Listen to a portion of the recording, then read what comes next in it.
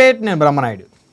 ఇకపోతే నిన్న సుపరిపాలనకు ఏడాది అనే కార్యక్రమాన్ని కూటమి ప్రభుత్వం అంగరంగ వైభవంగా నిర్వహించింది.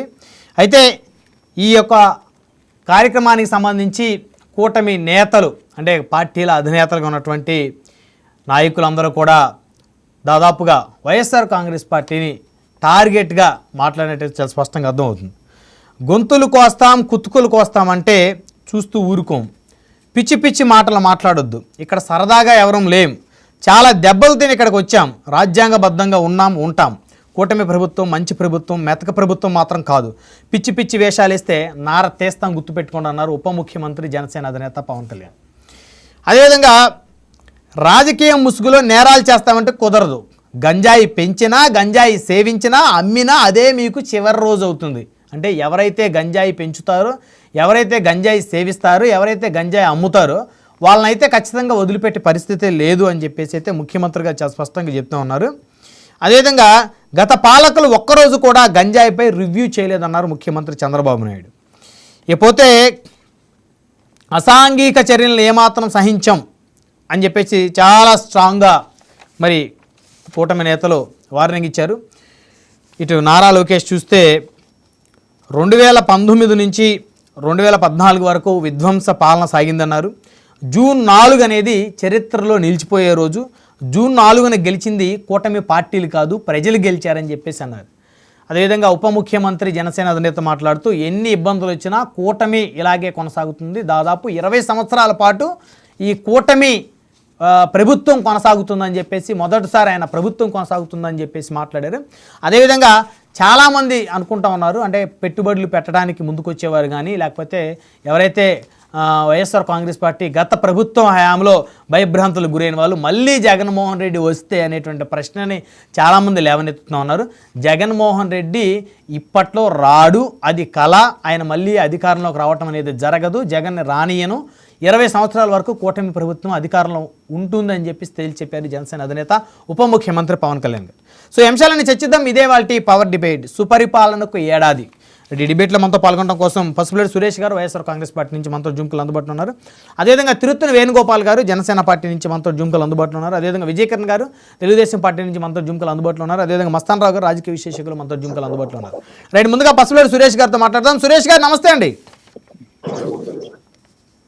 నమస్తే బ్రహ్మనాయుడు గారు, మీకు మరియు ప్యానెల్లో ఉన్నటువంటి తోటి ప్యానలిస్టులు అందరికీ కూడా నా నమస్కారాలు.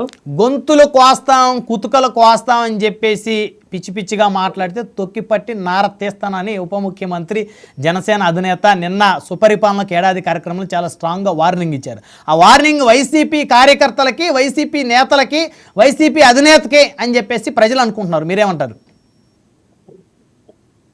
ఇప్పుడు ఉప ముఖ్యమంత్రి గారు వైఎస్ఆర్ కాంగ్రెస్ పార్టీకి వార్నింగ్ ఇవ్వాల్సినటువంటి అవసరం లేదు, ఆయన దగ్గర వార్నింగ్ తీసుకోవాల్సినంత దౌర్భాగ్యం మాకు లేదు. ఎందుకంటే ఈరోజు ప్రభుత్వంలో ఉన్నారు ఆయన. ప్రభుత్వంలో ఉన్నటువంటి ఒక ఉప ముఖ్యమంత్రి గారు రాష్ట్రంలో ఉన్నటువంటి అసాంఘిక శక్తులకి వార్నింగ్లు ఇచ్చుకొని, లేదా వ్యవస్థలు సరిగ్గా పనిచేయకుండా ఉన్నటువంటి అధికారులకు వార్నింగ్ ఇస్తేనో, లేదు ఇప్పుడు జరుగుతున్నటువంటి దౌర్జన్యాలు, దమనకాండలకు కారణమైనటువంటి వాళ్ళను వార్నింగ్ ఇచ్చి అదుపులో పెడితే బాగుంటుంది. ఏడాది పాలన పైన సుపరిపాలనకు ఏడాది అని ఒక మీటింగ్ పెట్టుకొని దాంట్లో వాళ్ళు ఏం సాధించారో ఒక్కరు కూడా చెప్పలేకపోయారు. మీరు గమనిస్తే చంద్రబాబు నాయుడు దగ్గర నుంచి ముఖ్యమంత్రి చంద్రబాబు నాయుడు గారు మాట్లాడిన మాటలు కానీ, లోకేష్ గారు మాట్లాడిన మాటలు కానీ, పవన్ కళ్యాణ్ గారు మాట్లాడిన మాటలు కానీ, సంవత్సర కాలం గురించి ఎక్కడ కూడా ఏం సాధించారో చెప్పలేదు. కేవలం మాటలకే పరిమితం అయిపోయారు. ఏం సాధించారో అని మాటలు చూస్తే ఏమాత్రం కూడా మాట్లాడలేదు. ఉద్యోగాలు ఏమన్నా ఇచ్చామని మాట్లాడారా? కొన్ని పరిశ్రమలు ఏమన్నా తెచ్చామని మాట్లాడారా? కొన్ని నీటి ప్రాజెక్టులు ఏమన్నా పూర్తి చేసామని మాట్లాడారా?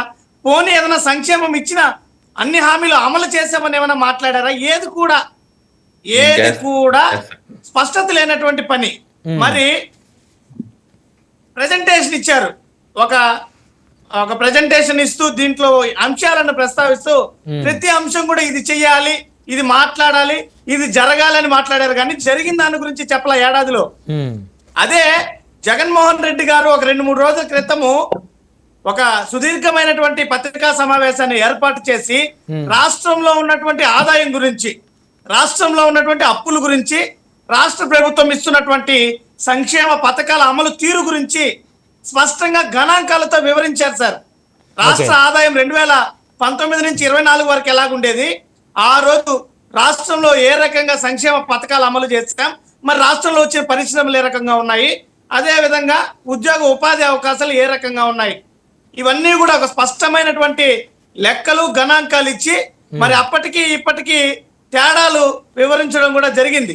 కానీ ఈ రోజు రాష్ట్ర ముఖ్యమంత్రి చంద్రబాబు నాయుడు గారు కానీ, ఈ లోకేష్ గారు కానీ, పవన్ కళ్యాణ్ గారు కానీ ఏడాదిలో సాధించింది ఏదనేది ఒక్కరైనా చెప్పారా? ఏడాదిలో ఏమి డబుల్ ఇంజిన్ సర్కారులో అభివృద్ధి ఎలా ఉంటుందో ఏడాదిలోనే చేసి చూపించామన్నారు ముఖ్యమంత్రి చంద్రబాబు నాయుడు గారు. అన్నారు మేము విన్నాం, కానీ జరిగింది ఏంటి అనేది మా వాదన. ఇప్పుడు డబుల్ ఇంజిన్ సర్కార్ అన్నప్పుడు కేంద్ర ప్రభుత్వం నుంచి సహాయ సహకారాలు అందుతున్నాయి అన్నప్పుడు ఈ రోజు 1,60,000 కోట్లు ఎందుకు జరిగింది? సంక్షేమ పథకాలు అమలు చేయలేకపోతున్నామని ఎందుకు చెప్తున్నారు? ఇంకా రాష్ట్రము గతంలో విధ్వంసమైందని చెప్పి మాయ మాటలు చెప్పడానికేనా? మరి డబుల్ ఇంజిన్ సర్కార్ ఉండేటప్పుడు ఎందుకు ఇంతవరకు కేంద్ర ప్రభుత్వ సహాయ సహకారాలు తీసుకొని ఇప్పటికీ నీటి ప్రాజెక్టులు ఏదైనా ఒక ప్రాజెక్ట్ కంప్లీట్ చేసామనో, లేదంటే ఇచ్చిన సంక్షేమ హామీలన్నీ కూడా అమలు చేసామనో, లేదంటే ఉద్యోగ ఉపాధి అవకాశాలు కల్పించామనో చెప్పకపోగా ఇది డబుల్ ఇంజిన్ సర్కారు, ఇది సుపరిపాలన అనేసి మాటలకేనా? అరచేతిలో వైకుంఠం చూపించి అధికారంలోకి వచ్చారు. 5 ఏళ్ళు కూడా అలానే గడపాలంటే అలానే జరుగుతుంది. ఏం సాధించారు? ఎవరు చెప్పారు సార్? మీరు చెప్పండి. పోనీ మీ ముగ్గురు నేతల్లో ఆఖరికి పురంధేశ్వరి గారు కూడా మాట్లాడారు. ఎవరైనా కూడా ఏమన్నా ఒక ప్రత్యేకమైనటువంటి అంశాన్ని ఇది సాధించాము అని చెప్పారా? అంటే అభివృద్ధి ఇప్పుడిప్పుడే అడుగులు వేస్తా ఉన్నాము. గత 5 ఏళ్లలో విధ్వంసం జరిగింది. ఆ విధ్వంసాన్ని ఒక్కొక్కటి సరి చేసుకుంటూ నెమ్మదిగా ఒక్కొక్క పునాది మళ్ళీ నిర్మించుకుంటూ ముందుకు వెళ్తున్నామని చెప్తున్నారు. బ్రహ్మనాయుడు గారు గత 5 ఏళ్లలో ఏ పెద్దగా కూడా అవసరం లే, ఒక గ్రామ స్వరాజ్యాన్ని సాధించడానికి సచివాలయాల వ్యవస్థ ద్వారా 3 లక్షలకు పైగా ఉద్యోగాలు కల్పించారు యువతకి. అవి 3 లక్షల ప్రభుత్వ ఉద్యోగాలు. సాక్షాత్ చంద్రబాబు నాయుడు గారు ఏమనేశారు? 5 ఏళ్లలో ఒక్క ఉద్యోగం కూడా ఇయ్యలేదన్నారు. ఆ మాట అబద్ధమా కాదని స్పష్టమైంది. దాన్ని బట్టి మొత్తం కూడా ఆయన ఏ రకంగా ప్రజలకి తప్పుదోవ పట్టించేటువంటి ప్రసంగం చేశారో చూసాం. మరి అప్పుల విషయం చూసాం. 1,60,000 కోట్లకి ఈ రోజు అప్పు చేరుతుంటే ఇది విధ్వంసమా లేదంటే సంపద సృష్టి? జగన్మోహన్ రెడ్డి గారి మీద అప్పుల మీద ఆ రోజు విమర్శించినటువంటి ఇదే పెద్దలు ఈ రోజు రాష్ట్రాన్ని అప్పుల దిశగా తీసుకెళ్తున్నారు. ప్రతి మంగళవారం అప్పు. ఈ రోజు రాష్ట్రం మళ్ళీ విధ్వంసం అన్నారు. గతంలో విధ్వంసం అయితే పారిశ్రామిక ప్రగతిలో, ఈజ్ ఆఫ్ డూయింగ్ బిజినెస్ లో వరుసగా నెంబర్ 1 లో ఉంది ఆంధ్ర రాష్ట్రం భారతదేశంలోనే. అది విధ్వంసమా? గ్రామ సచివాలయాల వ్యవస్థ, వాలంటీర్ వ్యవస్థ, గడప గడపకి సంక్షేమం, ప్రభుత్వ అధికారులు నేరుగా ప్రజల గడప వద్దకు వచ్చి పరిపాలన సాగించారు. అది విధ్వంసమా? ఇచ్చిన హామీలన్నీ అమలు చేశారు. అది విధ్వంసమా? మరి ఈ రోజు ఏమి చేయకనే మేము అది చేసాం ఇది చేసామని చెప్పుకుంటున్నటువంటి వాళ్ళు గొప్పతనమా? ఎక్కడ స్పష్టత ఉంది ఈ ప్రభుత్వంలో? కనీసం ఇచ్చినటువంటి ఒక్క హామీని కూడా సంపూర్ణంగా అమలు చేయలేనటువంటి చేతగాని ప్రభుత్వానికి, గత ప్రభుత్వానికి అసలు పోలికే లేదు. అక్కకి నాగలోకానికి ఉన్నటువంటి తేడా ఉంది. ఈ రోజు మాయ మాటలు చెప్తున్నారు వీళ్ళంతా. ఎక్కడ కూడా చేసింది చెప్పుకోలేకపోతున్నారు. వాళ్ళు ఏం చేశారనేది వాళ్ళకే స్పష్టత లేదు. రాష్ట్రంలో శాంతి భద్రతలు క్షీణించాయి. దమనకాండలు, దౌర్జన్యాలు, చిన్నారులపైన అఘాయిత్యాలు, ఇవన్నీ చూస్తుంటే రాష్ట్రం ఈ రోజు ఇప్పుడు అసలైన విధ్వంసం జరుగుతుంది కూటమి పాలనలో. ఓకే, వాళ్ళు చేసే 20 సంవత్సరాల పాటు కూటమి పార్టీలు కలిసే ఉంటాయి. జగన్మోహన్ రెడ్డి మళ్ళీ ఆ వైసీపీ అధికారంలోకి రావటం అనేది జరగదు అని చెప్పేసి ఉప ముఖ్యమంత్రి పవన్ కళ్యాణ్ గారు స్పష్టంగా చెప్తున్నారు. ఏం సార్, ఆయన ఏమన్నా డిక్టేటరా? ఆయన ఏమన్నా హిట్లరా? లేదంటే ఆయన ఏమన్నా డిసైడింగ్ ఫ్యాక్టరా? ఆయన ఏమన్నా లేదంటే ఆయనకేమన్నా అతీత శక్తులు ఉన్నాయా? ఆయన చెప్పినట్టు జరిగిపోయేదానికి? ఆయన ఇచ్చినటువంటి హామీలు గతంలో మహిళలు 35,000 మంది మిస్ అయిపోయారన్నారు. ఇప్పుడు నోరు తెరవడంలే. సుగాలి ప్రీతి మొదటి కేసు అన్నారు, ఇప్పుడు నోరు తెరవడంలే. మహిళల పైన ప్రత్యేక చట్టాలు తీసుకొస్తామన్నాడు, ఇప్పుడు నోరు తెరవడంలే.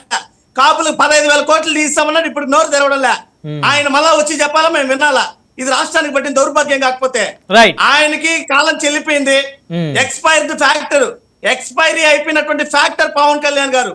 Pawan Kalyan is a expired factor. Jaganmohan Reddy garu rising స్టారా? Pawan Kalyan expiring factor sir. Okay, ఆయన విషయం పక్కన పెడతాం. జగన్మోహన్ రెడ్డి గారు ఆల్రెడీ 11 అంటే ఈయనకన్నా సగం సీట్లే కదా వచ్చింది. మరి ఆయన ఎక్స్పైరీ ఫ్యాక్టర్ అయితే ఈయనండి. జగన్మోహన్ రెడ్డి గారికి 11 సీట్లు ఎందుకు వచ్చాయంటే జగన్మోహన్ రెడ్డి గారు చేస్తున్నటువంటి అద్భుతాల కన్నా అతీతంగా చేస్తామని చెప్పి గొప్పలు చెప్పి ప్రజల్ని మాయమర్చి మభ్యపట్టారు. అంటే ఈ రోజు ప్రజలు నిజాలు తెలుసుకున్నారు. కానీ జగన్మోహన్ రెడ్డి గారు అద్భుతాలు చేశారు. అయితే ఏంటి సార్, జగన్మోహన్ రెడ్డి గారు అద్భుతాలు చేస్తే బాగా పరిపాలిస్తే ప్రజలు ఎందుకని తక్కువ సీట్లు ఇస్తారండి?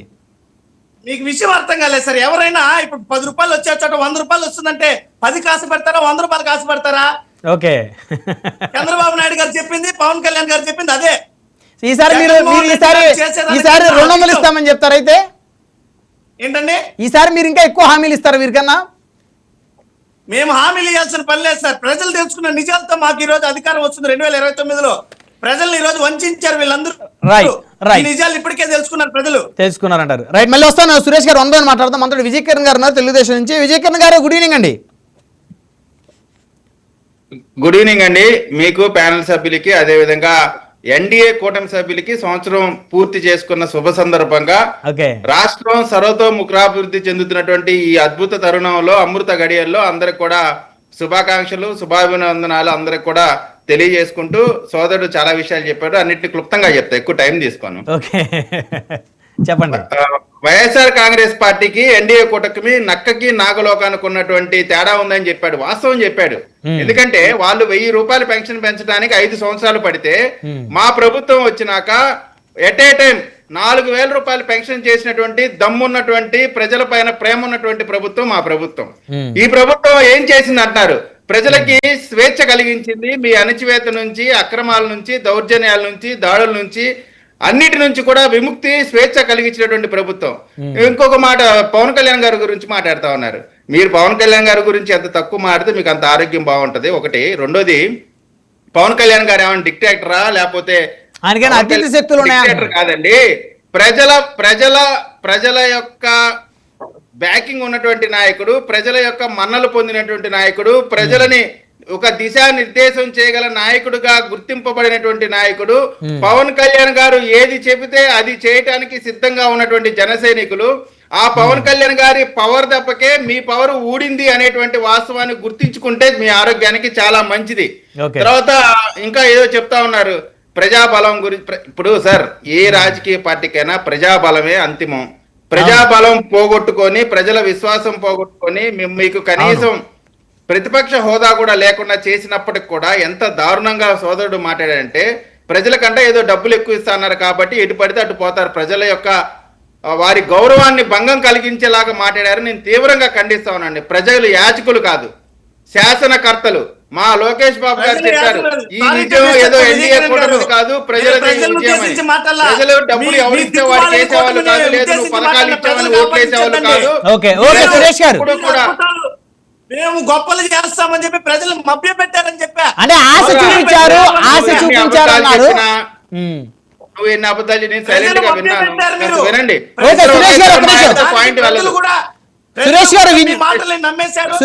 సురేష్ గారు దయచేసి ఆగండి. మరి ఏడాదిలో మీరు ఇచ్చే నిరుద్యోగ వృత్తి ఇచ్చారా? ఒక నిమిషం ఆగండి. సురేష్ గారు మీరు చాలా ప్రశ్నలు అడిగారు.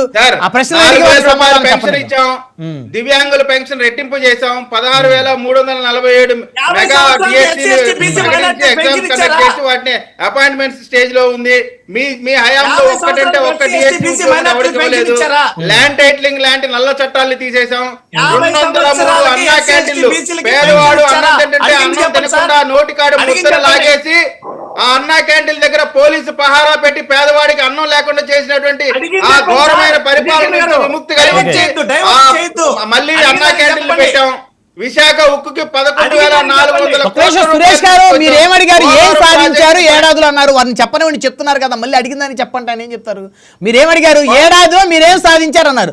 వారు చెప్తున్నారు, అన్నా క్యాంటీన్ గురించి చెప్తున్నారు, పెన్షన్ గురించి చెప్తున్నారు. చెప్పిన తర్వాత మళ్ళీ ఏమన్నా వారు ఇచ్చినటువంటి హామీలు ఏమైనా అమలు చేయలేకపోతుంటే అవి మళ్ళీ అడుగుతారు. మీరు కంటిన్యూ చేయండి. పోలవరం ప్రాజెక్ట్ కి 12,500 కోట్లు కేటాయింపు చేసి పోలవరం ప్రాజెక్ట్ ని పరుగులు పెట్టిస్తున్నాం. విశాఖ రైల్వే జోన్ కనీసం మీరు స్థలం కూడా కేటాయించకపోతే ఈ రోజున విశాఖ రైల్వే జోన్ ని పరుగులు పెట్టిస్తా ఉన్నాం.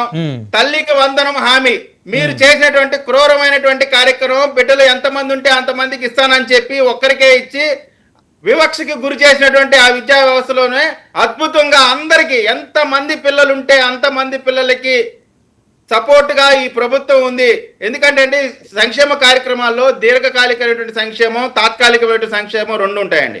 ఈ ఈ ఈ ఇన్వెస్ట్మెంట్ ప్రభుత్వం ప్రజలకు ఇచ్చేటువంటిది ఏంటంటే, దీన్ని దీర్ఘకాలికంగా చదువు అనే దాంతో ఎంత అభివృద్ధి చెందుతామో తెలిసినటువంటి లోకేష్ గారు ఉన్నటువంటి ఈ విద్యాశాఖకి సంబంధించిన దాంట్లో ఎంతమంది పిల్లలు ఉంటే అంతమంది పిల్లలకి తల్లికి వందనం ఇస్తా ఉన్నాం. దీపం పథకం కింద ఉచిత సిలిండర్లు ఇస్తా ఉన్నాం. మత్స్యకారులకి వేట సమయంలో మీరు కేవలం 10,000 ఇచ్చేవాళ్ళు, వేట లేని సమయంలో మేము 20,000 ఇస్తా ఉన్నాం. 90% సబ్సిడీతో డ్రిప్ ఇరిగేషన్ ఇస్తా ఉన్నాం. ఇంకా అనేకమైన కార్యక్రమాలు. ఇప్పుడు రేపు ఆగస్టు 15 నుంచి మహిళలకు ఉచిత బస్సు ఇస్తా ఉన్నాం. దాని వల్ల ఏదైనా ఇబ్బంది కలిగింది ఆటో డ్రైవర్, ఆటో సోదరులు కానీ ఆటో సోదరులకు కూడా ప్రోత్సాహాలు ఇవ్వబోతా ఉన్నాం. అంటే ఏ ఒక్కరిని కూడా విస్మరించే పరిస్థితి లేదు. రాష్ట్రంలో ఉన్నటువంటి ప్రతి వర్గాన్ని కూడా మేము దగ్గరగా చూడబోతా ఉన్నాం. వారికి సంక్షేమాన్ని అందుబాటులో ఉంచబోతా ఉన్నాం. వీటన్నిటికంటే ముఖ్యంగా రాష్ట్రంలో కుంటుపడినటువంటి కనీసం గుంతల్లో ఒక తట్టెడు మట్టేయటం కూడా చేతకాని మీ ప్రభుత్వం నుంచి ఈ రోజున రాష్ట్రంలో ఎటుపోయినా సరే మౌలిక సదుపాయాలు ఊవెత్తున జరుగుతా ఉన్నాయి. రోడ్లు, కాలువలు, మౌలిక సదుపాయాలు అన్ని కూడా బ్రహ్మాండంగా వేసి 1,60,000 కోట్ల రూపాయలు అప్పు చేశారని బొత్స సత్యనారాయణ గారు అంటున్నారండి. సార్, వాళ్ళు ఏం అప్పు చేయలేదు. అసలు వాళ్ళకి అప్పు అనేది తెలియదు. ఆ అప్పు డే అనేది అసలు వాళ్ళకి తెలియదు. అందుకనే ఆ ప్రభుత్వం అట్లా ఏడ్చింది. సార్, ఇంకా ఇప్పుడు ఉద్యోగస్తులకు సంబంధించి ముఖ్యంగా చెప్పుకోవాల్సినటువంటి అవసరం ఏంటంటే, నెల వచ్చేసరికల్లా జీతాలు లేక వారు పడినటువంటి ఇబ్బందులు, ఈఎంఐలు కట్ అవ్వక, ఈఎంఐలు చెక్ బౌన్స్లు అయ్యి వారు పడినటువంటి ఇబ్బందులు వాటిని ఎవరు మర్చిపోరు. అదే విధంగా ఉద్యోగస్తుల్ని వైన్ షాపుల దగ్గర డ్యూటీలు వేసినటువంటి మీ పరిస్థితి, అదే విధంగా మద్యానికి సంబంధించి పిచ్చి మద్యం ప్రజలకు ఇచ్చి వేల కోట్ల రూపాయలు స్కామ్ చేసి నాణ్యతమైన మద్యాన్ని మార్కెట్లోకి రాకుండా అనేకమైనటువంటి దారుణాలు చేసినటువంటి మీ ప్రభుత్వానికి పాతరేసింది ప్రజలు. పవన్ కళ్యాణ్ గారిని మీరు చేసినటువంటి అవమానం, చంద్రబాబు నాయుడు గారి సతీమణి లోకేష్ గారి తల్లి గారిని, ఎన్టీ రామారావు గారి కూతుర్ని మీరు చేసినటువంటి అవమానం ఎవరు మర్చిపోతారండి? మీరు చేసిన రాక్షస క్రీడలు, కొడాలి నాని, వల్లభనేని వంశీ, అంబటి రాంబాబు, బోరుగడ్డ అనిలు, శ్రీరెడ్డి, పోసాని, మీరు మాట్లాడిన మాటలు, బూతులు, మీరు చేసిన యాక్షన్లు ఏమండి? చిన్న పిల్లలండి. పవన్ కళ్యాణ్ గారి భార్య అదే విధంగా 7 సంవత్సరాలు 5 సంవత్సరాలు చిన్న పిల్లల్ని తిడితే కళ్ళు మూసుకున్నటువంటి మీ ప్రభుత్వం, మా పార్టీ చిన్న కార్యకర్త ఒక్క మాట తప్పుగా భారతిరెడ్డి గారి గురించి అంటే వెంటనే తీసుకెళ్లి జైలుకి పంపించండి ప్రభుత్వం. మా ప్రభుత్వాన్ని మించిన ప్రభుత్వం ఎక్కడ ఉంటుందండి? మళ్ళీ బెయిల్ మీద బయటకు వచ్చాడు కదా ఆయన. సార్, ఆయన బెయిల్ మీద బయటకు వచ్చాడు కదా సార్. ఎవరైతే సార్ బెయిల్ మీద బోరుగడ్డ అనిల్ కూడా బయటకు వచ్చాడండి. ఓకే, బోరుగడ్డ అనిల్ కూడా బయటకు వచ్చాడు. నేను అనేది చట్ట ప్రకారం శిక్షించామా లేదా, వారిపైన కేసులు నమోదు చేశామా లేదా అనేటువంటి దానిపైన నేను చెప్తా ఉన్నా. మళ్ళొకసారి సోదరుడు చెప్తా ఉన్నా, మీరు దేనితోనైనా పెట్టుకోండి, అగ్నితో మాత్రం పెట్టుకోమాకండి. పవర్ స్టార్ లాంటి పవర్ ని టచ్ చేస్తే మీరు బూడిదైపోతారు, గుర్తుపెట్టుకోండి. రైట్. మీరు పవన్ కళ్యాణ్ గారి గురించి అంత తక్కువ మాట్లాడితే మీ ఆరోగ్యానికి అంత మంచిది. రైట్. మనతోటి జనసేన పార్టీ నుంచి తిరుత్తు వేణుగోపాల్ గారు ఉన్నారు, వారితో మాట్లాడదాం. వేణుగోపాల్ గారు నమస్తే అండి. నమస్తే బ్రహ్మనాయుడు గారు. సో మొత్తానికి నిన్న సుపరిపాలనకు ఏడాది కార్యక్రమం మీరు కూడా వీక్షించుంటారు. కూటమి పార్టీల పెద్దలందరూ కూడా కలిసి నిర్వహించారు. ఎమ్మెల్యేలు, మంత్రులు, అంటే ప్రభుత్వమే కాదు, ప్రభుత్వానికి సహకరించినటువంటి ద్వితీయ తృతీయ శ్రేణి నాయకులందరూ కూడా ఆ కార్యక్రమంలో ఆసీనులై ఉన్నారు. 175 నియోజకవర్గాలకు సంబంధించి.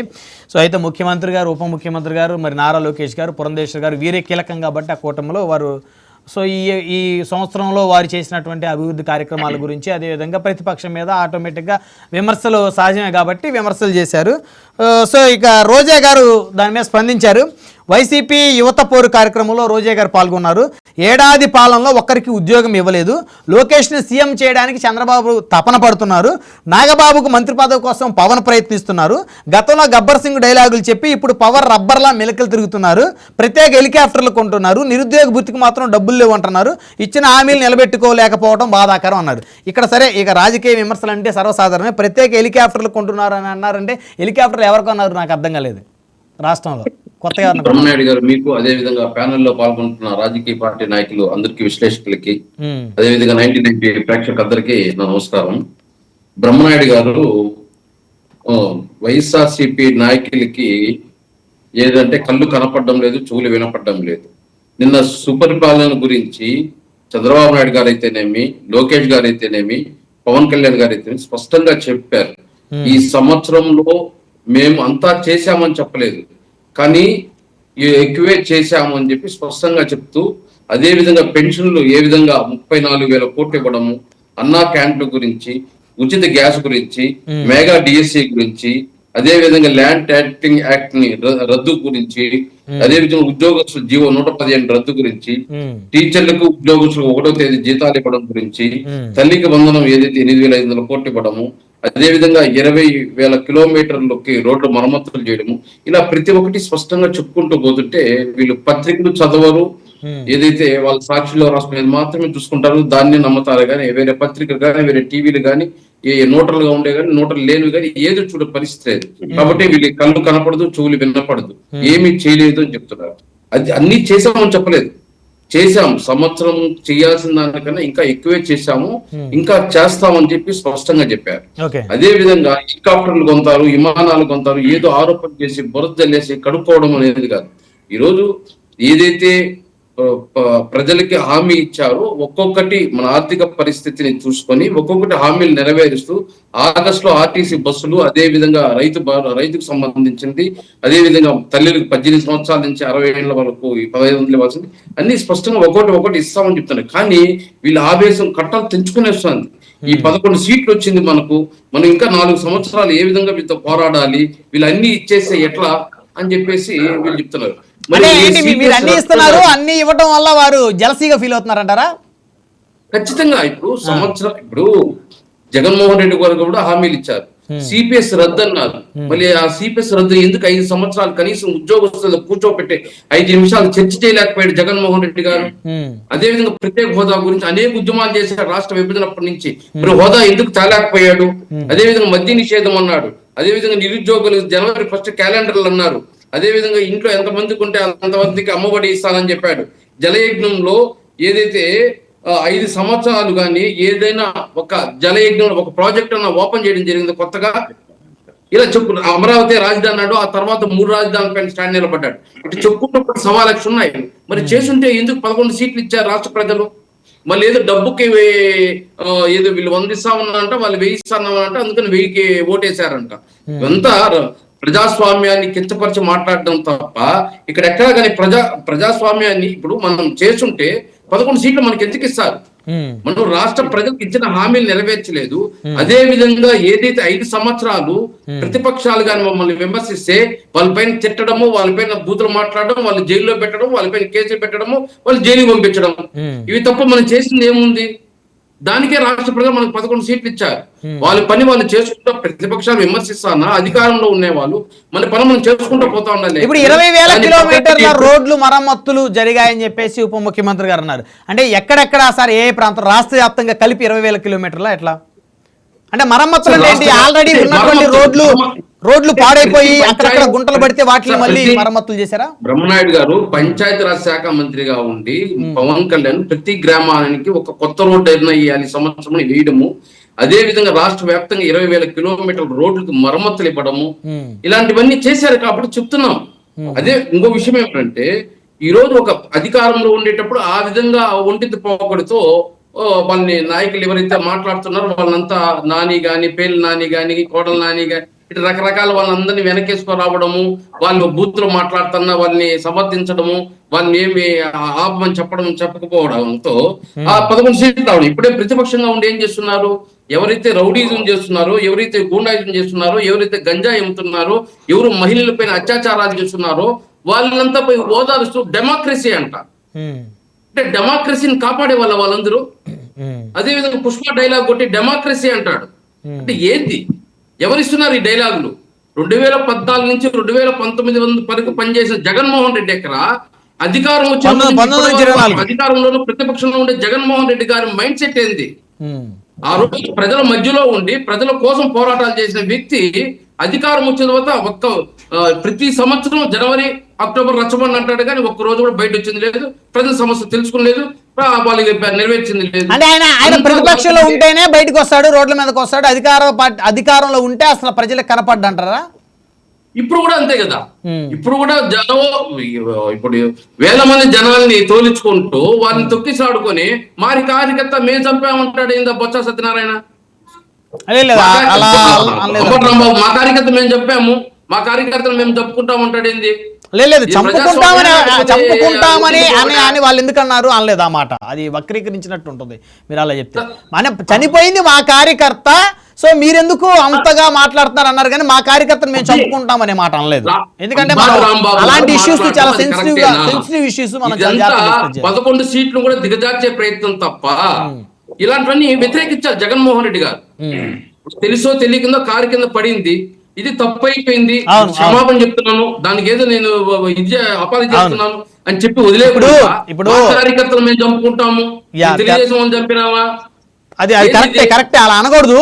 తెలంగాణలో సంజయ్ థియేటర్లో డైలాగ్స్ పెట్టేసి రప్ప రప్ప అంట, ఏట్లంట, తలగా నరక్తారంట, అవన్నీ డెమోక్రసీ అంట, అవన్నీ మాట్లాడుకోవచ్చు అంట. సినిమాలో డైలాగులు మాట్లాడితే తప్పేంటి అంట. ఇప్పుడు ఒక బాధ్యతాయుతంగా ఉండే బాధ్యత కలిగిన వ్యక్తి నువ్వు అధికారంలో సీఎం గా ఉన్నావు, ప్రతిపక్ష నాయకుడిగా ఉన్నావు, నీలాంటి వ్యక్తి అలాంటి మాటలు మాట్లాడితే తోక ఉండే పిల్లలు ఏం చేస్తారు, ఇంకా చెలరైపోతారుగా. పొట్టేలు తలలు నరికినట్టు రప్ప రప్ప రప్ప అని నువ్వు డైలాగ్ కొడితే వాళ్ళు ఇంకో డైలాగ్ చేసి చూపిస్తారు. అప్పుడు లా అండ్ ఆర్డర్ ఎవరు కంట్రోల్ చేయాలి? మళ్ళీ విమర్శించేది ప్రభుత్వం పైన. లా అండ్ ఆర్డర్ ప్రాబ్లం తెచ్చేది మీరే, మళ్ళీ లా అండ్ ఆర్డర్ దెబ్బతీసేది. తప్పులేండి అలా మాట్లాడడం. ఒక మాజీ ముఖ్యమంత్రిగా, ఒక ఎమ్మెల్యే, ప్రస్తుతానికి ఒక ఎమ్మెల్యే హోదాలో ఉండేటప్పుడు ఆ విధంగా ప్రవర్తించావు, ప్రతిపక్షంగా ఉండేటప్పుడు ఈ విధంగా ప్రవర్తిస్తా ఉంటే ఏ విధంగా మనుగడ పరిపాలన ఉంటది?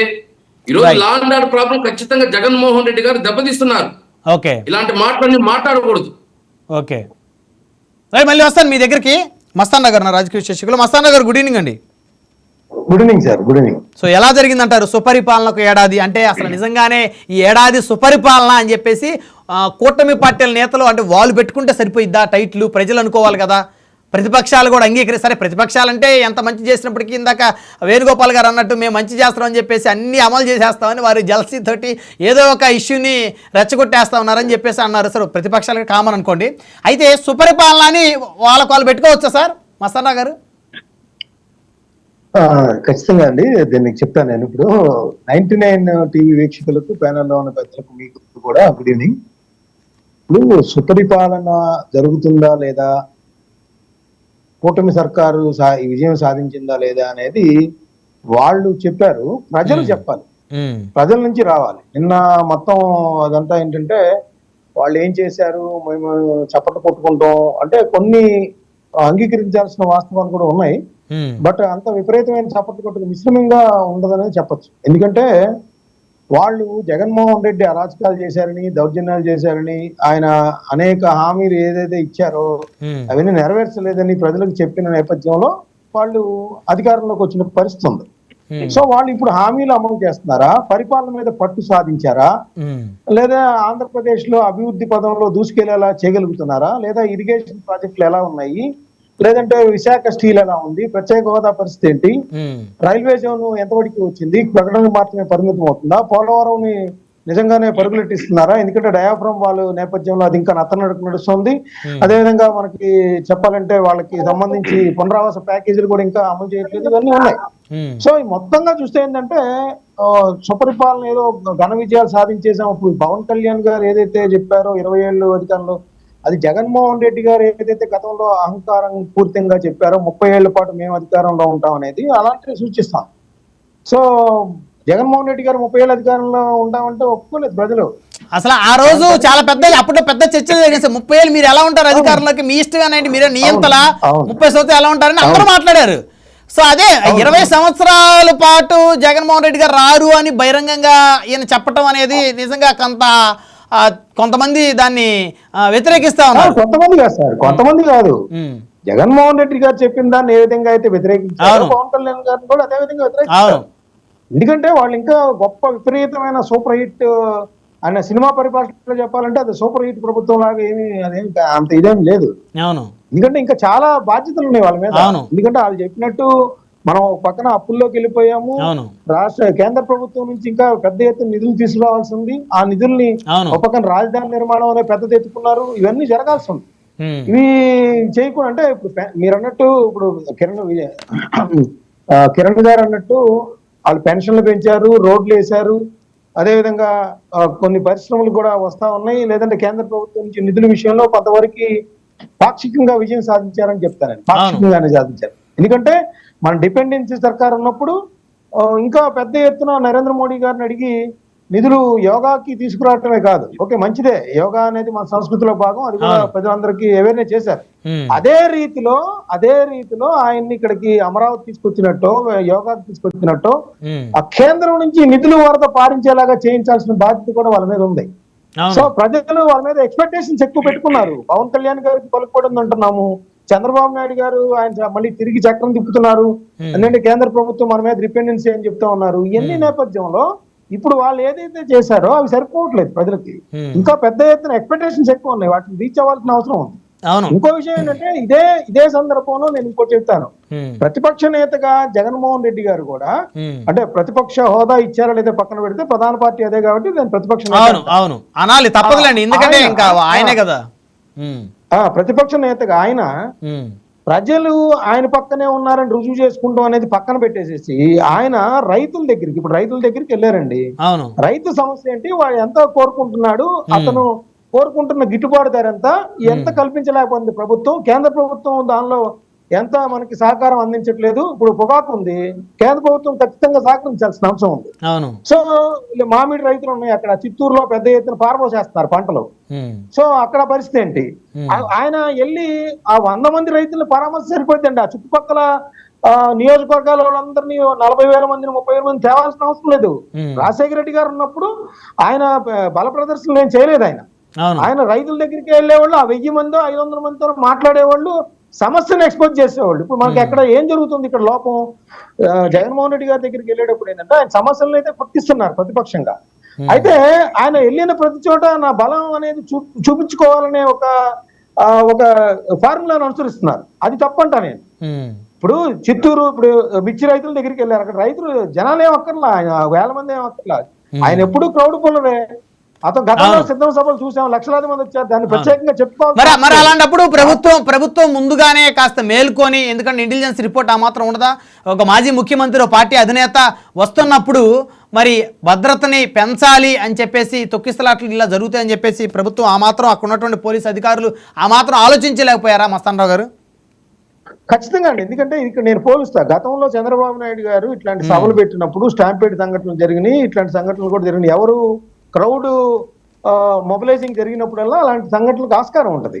నేననేది ఏంటంటే ఇప్పుడు కూటమి సర్కారు గతంతో పోల్చుకుంటే, జగన్మోహన్ రెడ్డి గారితో పోల్చుకుంటే, ఎందుకంటే పవన్ కళ్యాణ్ గారిని ఆపేసిన విధానం కానీ అక్కడ సుమిత్ కూర్చోమన్నాడు, అదే జగన్మోహన్ రెడ్డి గారిని ఎవరన్నా కూర్చోమంటే ఊరుకుంటారా?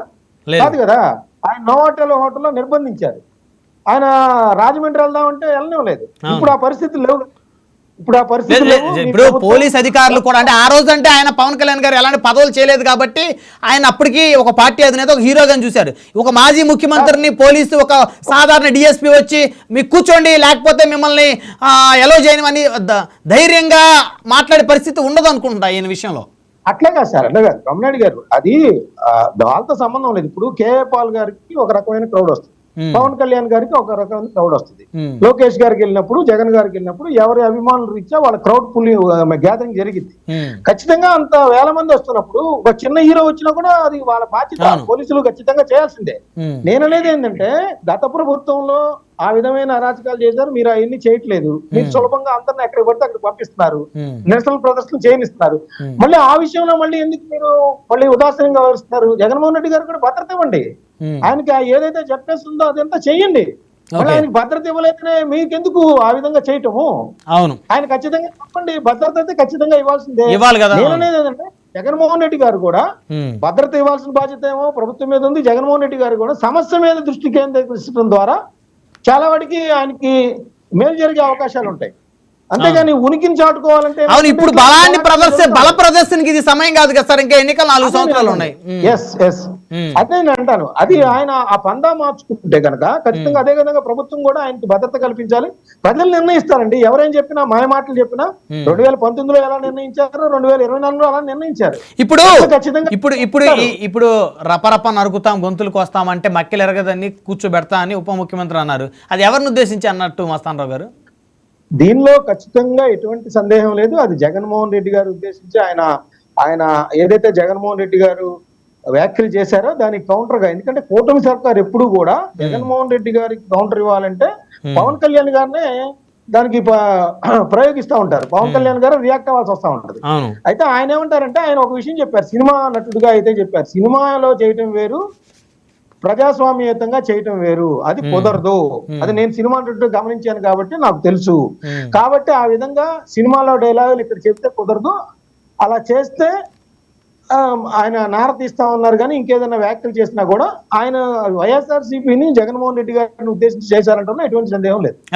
రైట్ సమయం తక్కువ ఉంది, అందరికీ 1 hour కంక్లూజ్ తీసుకుందాం. పసుపుల సురేష్ గారు కాదు, రోజా గారు ఏంటి హెలికాప్టర్లు, ప్రత్యేక హెలికాప్టర్లు కొంటున్నారు అని అన్నారు. ఎవరు కొన్నారు సార్ ప్రత్యేక హెలికాప్టర్లు? ఏదో ప్రత్యేక కార్లు కొన్నారంటే నిజంగా కొని దాచిపెట్టుకున్నారా ఇంట్లో అనుకోవచ్చు. హెలికాప్టర్ ప్రత్యేకంగా కొంటే కనబడతాయి కదా ప్రజలకి. ఉంటున్నారు కదా సార్ ఆంధ్ర రాష్ట్ర కూటమి ప్రభుత్వం, మీకు కనపడలేదా? ప్రత్యేకంగా అంటే ప్రభుత్వం కోసం కాకుండా పర్సనల్ గా పవన్ కళ్యాణ్ గారు ఒకటి, లోకేష్ గారు ఒకటి కొనుక్కొని దాచిపెట్టుకుంటున్నారా ఏంటి సార్ హెలికాప్టర్లు? మరి వాళ్ళు ప్రత్యేకంగా ప్రభుత్వం కోసమే కొనుక్కుంటున్నారు. ఇప్పుడు హెలికాప్టర్లు నిధులు లేవు, రాష్ట్రం గతంలో విధ్వంసం అయిపోయింది, డబ్బులు లేవు ప్రజలకు ఇచ్చేదానికంటారు. యోగాంధ్ర అని 300 కోట్లు పెడతారు, హెలికాప్టర్లకు పెడతారు, వీళ్ళ సభలకు పెడతారు. కానీ ప్రజలకు సంక్షేమం కాడికి వచ్చేసరికి ప్రజలు అర్థం చేసుకోవాలా అంటారు. ఇందాక మా వేణుగోపాల్ అన్న చెప్తున్నాడు ఏమని, సాక్షి కాకుండా ఆంధ్రజ్యోతి, ఈనాడు ఇవి చదివితే తెలుస్తుంది అని. 2023లో వేణుగోపాల్ అన్న గురించి ఒకటి వేశారు ఏమని, ఈయన దోపిడీ చేస్తున్నాడు, కమర్షియల్ కాంప్లెక్స్ కాలపై వసూలుకు పాల్పడుతున్నారు, కారు చౌకగా ఇంటి పక్క జాగా దోచేయాలని చూస్తున్నారు అని వార్తా కథనాలు వేశారు ఆంధ్రజ్యోతి, ఈనాడులో. అవి నమ్మమంటారా? ఆ వార్త ఎలా ఉంటుందో ఆంధ్రజ్యోతి, ఈనాడు రుచి చూశాడు కదా వేణుగోపాల్ అన్న. గతం వద్దు, ఆ మాదిరి వార్తలు మేము నమ్మలేము. గతం వద్దు, 2024 నుంచి మాట్లాడండి మీరు. Past is past. Me sir Venugopal గారు మీ వాయిస్ మ్యూట్ లో ఉంది. వార్తలు అట్టుంటాయి సార్. వేణుగోపాల్ గారు మ్యూట్ లో ఉన్నారు, మీరు మ్యూట్ లో ఉన్నారు. వేణుగోపాల్ గారు అన్మ్యూట్ చేయండి, నమ్మలేదు కదా, అన్మ్యూట్ చేయండి వేణుగోపాల్ గారు. నమ్మకుండా ఆయన నిజాలు బ్రహ్మనాయుడు గారు ఆయన మేమేమన్నా పార్టీల గురించి మాట్లాడుతున్నారు, పార్టీల గురించి మాట్లాడమని చెప్పారు. ప్రజలకి పర్సనల్ అటాకుల గురించి మాట్లాడమంటే ఈయన గురించి కూడా సాక్షిలో రాశారు. ప్రజలకి తప్పుడు వార్తలు ఏ రకంగా ఇస్తాయో ఆయన చేతులు కాలే ఆ పత్రికల వార్తలు. మరి సాక్షిలో ఈయన జనసేనలో ఉండేటప్పుడు మరి అది కూడా నమ్మమంటారా? ఆ సాక్షిని కూడా తీసి నమ్మమంటారా?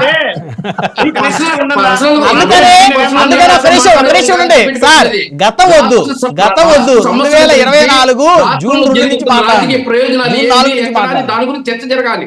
నీ గురించి నా గురించి 99 టీవీ ఉండడం వద్దులండి, వ్యక్తిగతమైన అంశాలు వద్దులండి. అంటే పేపర్ల గురించి ఏదో చెప్తున్నారు, వ్యక్తిగతంగా వద్దు. సురేష్ గారు సాక్షిలో కూడా సురేష్ గురించి రాశారు, ఈయన చేసిన కబ్జాల గురించి, ఈయన చేసిన దుర్మార్గాల గురించి.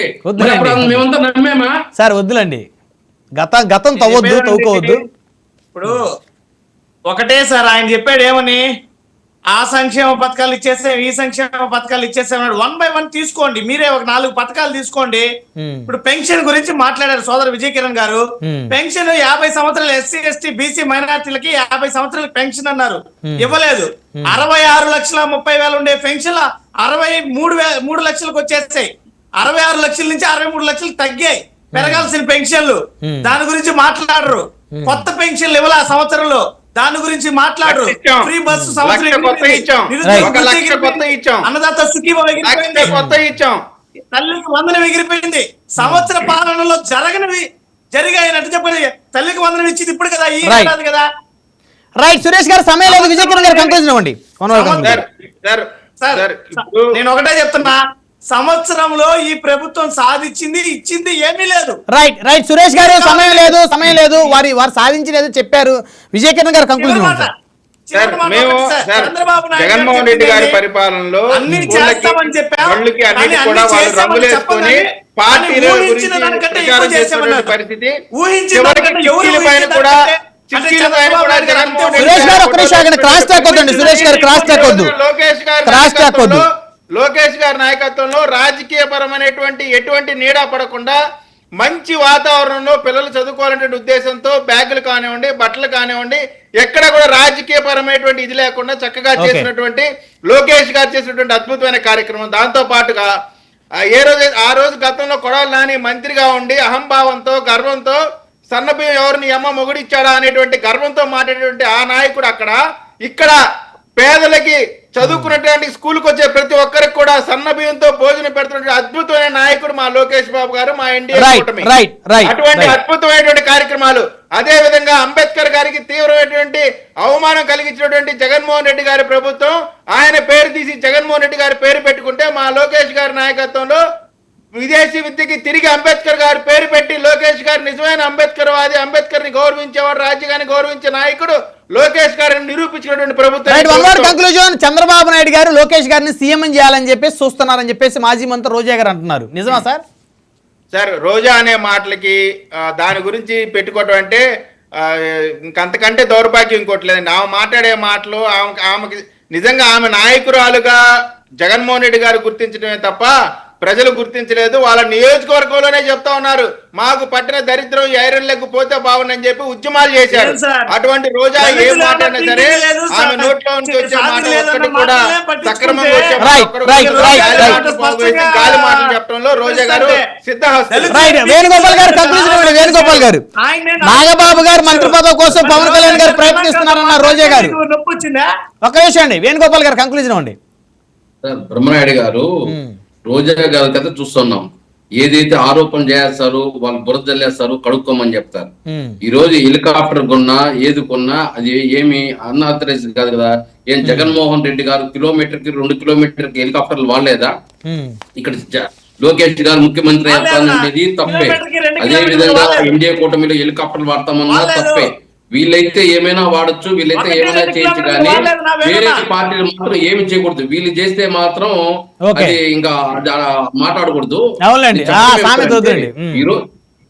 బ్రహ్మనాయుడు గారు ఈ రోజు ఏదైతే కూటమి ప్రభుత్వం ఇచ్చిన హామీలు అవన్నీ ఒకటి నెరవేర్చూస్తుంటే వీళ్ళకి డైరెక్షన్ కాకుండా ఏదో ఒకటి ఆరోపణ చేయాలి. అదే విధంగా ప్రజల్లో ఏదో మెసేజ్ చెప్పాలి. సాధారణండి ఇప్పుడు ప్రతిపక్షం అధికార పార్టీ ఫెయిల్ అవ్వాలి, ప్రభుత్వం ఫెయిల్ అవ్వాలని ప్రతిపక్షం ఎప్పుడు కూడా అదే కోరుకుంటుంది. అంతేగాని ప్రభుత్వం సక్సెస్ఫుల్ గా పనిచేసి వెళ్ళిపోతే వీళ్ళు గెలిచిన నెక్స్ట్ రోజు నుంచే ఇదే పని. అది తప్పు, అది తప్పు. ప్లీజ్ ఏమి ఇచ్చిన హామీలు నెరవేర్చలేదు, ఇచ్చిన హామీలు నెరవేర్చలేదు. గత 5 ఏళ్ళు మనం నెరవేర్చుంటే ఎందుకు మనకు 11 సీట్లు ఇచ్చుంటారు. అంటే మీకన్నా అద్భుతంగా చేస్తామని హామీలు ఇవ్వబట్టి వారికి ఓట్లేశారని సురేష్ గారు అన్నారు. ఇప్పుడు ఎన్డీఏ కూటమి ఇచ్చిన హామీలు నెరవేర్చకపోతే జగన్మోహన్ రెడ్డికి ఇచ్చిన 11 సీట్లే ఈ ఎన్డీఏ కూటమికి కూడా ఇస్తారు. ఎగ్జామ్షన్ లేదు. ఎవరైనా ఇచ్చిన హామీలు నెరవేర్చాలి. రాష్ట్ర ప్రజలు మన్నలు కొనాలి.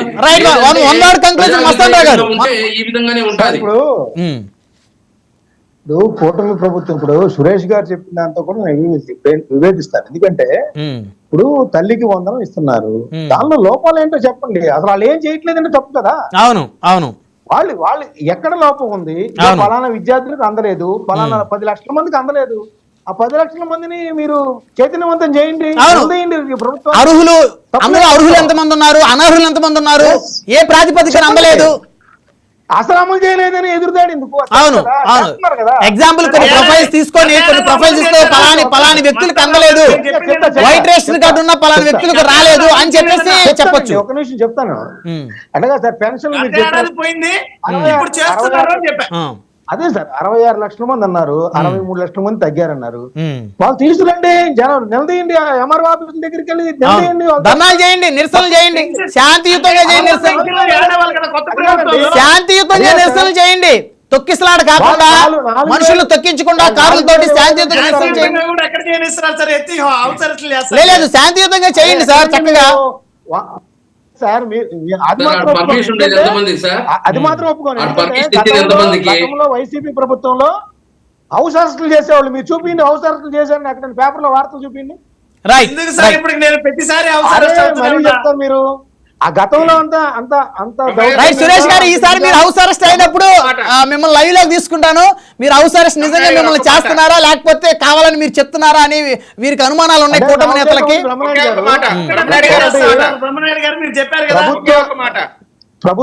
ప్రభుత్వ రమణారెడ్డి గారు, పథకాల్లో ఒకే ఒక మాట. వైఫల్యాలు చెప్పడంలో తప్పులేదు కానీ అసలు అమలే చేయట్లేదు. Right, right, రోడ్లు right. వేయలేదన్నావా? Right. గిరిజన ప్రాంతాల్లో రోడ్లు వేయలేదన్నావా? అవును. గిరిజన ప్రాంతాల్లో రోడ్లు వేశారు. రైట్, సమయం లేదండి, సమయం లేదు. ఏ పథకం అమలు చేయలేదు కదా. సురేష్ గారు సమయం లేదండి, దయచేసి సహకరించాలి. వన్ వర్డ్ చెప్పండి విజయకరణ్ గారు. లేదు కదా, ఒక ఏడాది ఈ మొత్తం రప్పా రప్పా నరుకునేటువంటి వివాదం ముగింపు పలకాల. అవును. ఎందుకంటే ఇప్పుడు వాళ్ళు నరుకుతా ఉంటే మేము చేతులు కట్టుకోం కదా, వాళ్ళు నరుకుతుంటే తిరిగి నరకడంలో ఎక్కడ ఎనకడం కదా. వదిలేండి, అందుకని నరుక్కోటాలు వద్దు, లేదు. అందరం అటువంటి శాంతియుతంగా కార్యక్రమాలు ఉన్నాం. ఎప్పటికన్నా స్వస్తి పలకాలనేది కోరుకుంటున్నాను. రైట్, ధన్యవాదాలండి చర్చలో పాల్గొన్నందుకు. పసుపులేటి సురేష్ గారు, తిరుత్తూరు వేణుగోపాల్ గారు, విజయకరణ్ గారు, మస్తాన్ రావు గారు, అందరికీ పేరు పెట్టిన ధన్యవాదాలు. మరి ఇది వాళ్ళ పవర్ డిబేట్. చూస్తూనే ఉండండి, కీప్ వాచింగ్ 99 టీవీ.